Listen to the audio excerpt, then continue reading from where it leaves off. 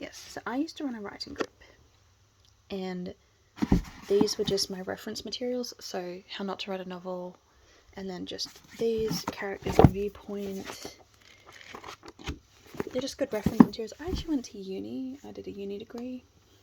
Spell It Out was one of the books I was recommended to have at uni. I'm not even kidding. This book cost me like $40 from the store.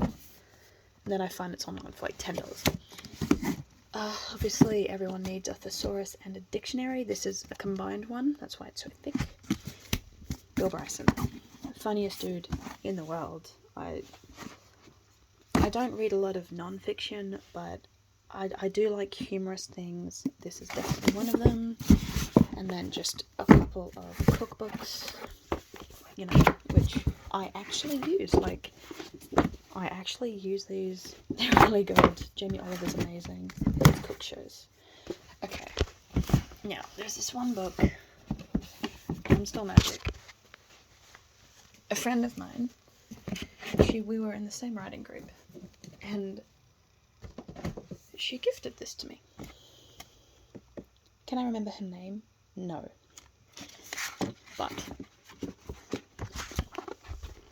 oh, no, of course. Yes, I had a copy of this, and in it, she had gone through and found every single spelling error, every time they should have used a comma, and they didn't, or they used a full stop instead of a, you know, semicolon, all of that fun stuff.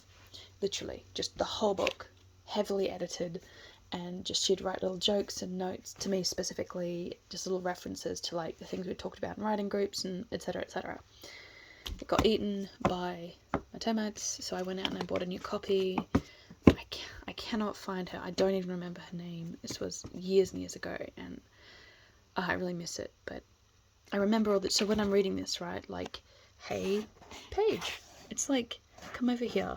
You've got to see this. Like, that line is fine, but just as an example, it would be like crossed out with a little red pen, and then she like on the cover, she'd marked it like a C- for accuracy.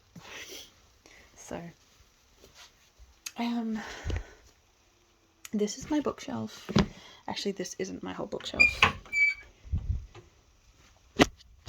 Welcome to my parents' bookshelf. My mum with her romance. These ones are mine. They don't all fit on my shelf, so I had to steal some of this. Boring, boring, boring, boring. That's why they're here. I want to read them again. This was a present. Just a basic present. Mine. So, a present, because I like Golden Girls. The Harry Potter book.